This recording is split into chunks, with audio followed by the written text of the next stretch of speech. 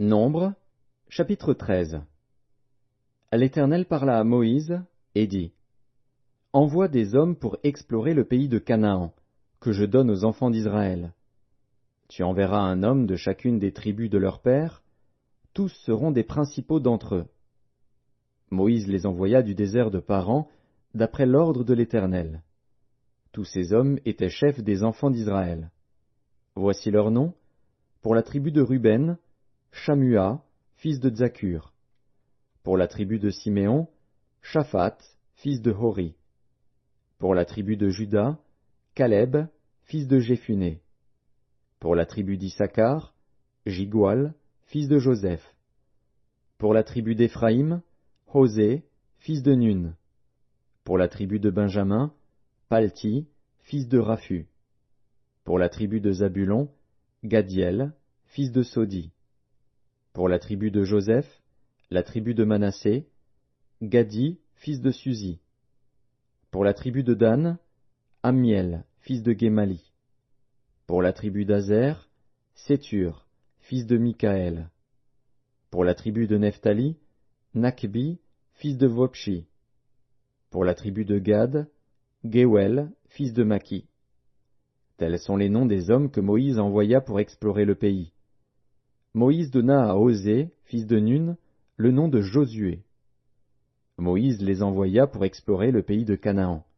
Il leur dit: Montez ici, par le midi, et vous monterez sur la montagne.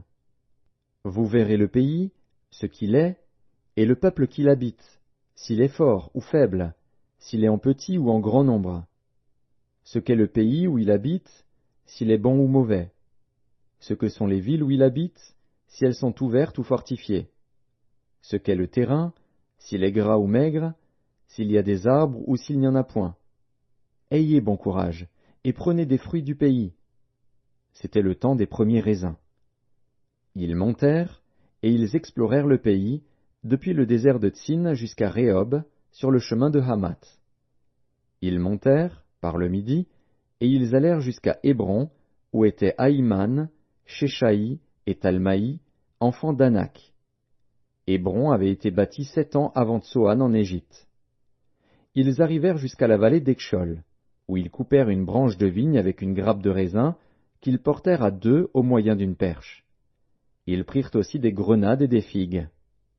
On donna à ce lieu le nom de vallée d'Ekshol, à cause de la grappe que les enfants d'Israël y coupèrent. Ils furent de retour de l'exploration du pays au bout de 40 jours. À leur arrivée, ils se rendirent auprès de Moïse et d'Aaron et de toute l'assemblée des enfants d'Israël, à Kadès dans le désert de Paran. Ils leur firent un rapport, ainsi qu'à toute l'assemblée, et ils leur montrèrent les fruits du pays. Voici ce qu'ils racontèrent à Moïse. Nous sommes allés dans le pays où tu nous as envoyés. À la vérité, c'est un pays où coule le lait et le miel, et en voici les fruits.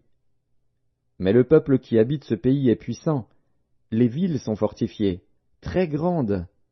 Nous y avons vu des enfants d'Anak. Les Amalécites habitent la contrée du Midi. Les Hétiens, les Jébusiens et les Amoréens habitent la montagne. Et les Cananéens habitent près de la mer et le long du Jourdain. Caleb fit taire le peuple, qui murmurait contre Moïse. Il dit: Montons, emparons-nous du pays, nous y serons vainqueurs. Mais les hommes qui y étaient allés avec lui dirent: Nous ne pouvons pas monter contre ce peuple, car il est plus fort que nous. Et ils décrièrent devant les enfants d'Israël le pays qu'ils avaient exploré. Ils dirent: Le pays que nous avons parcouru, pour l'explorer, est un pays qui dévore ses habitants. Tous ceux que nous y avons vus sont des hommes d'une haute taille. Et nous y avons vu les géants, enfants d'Anak, de la race des géants.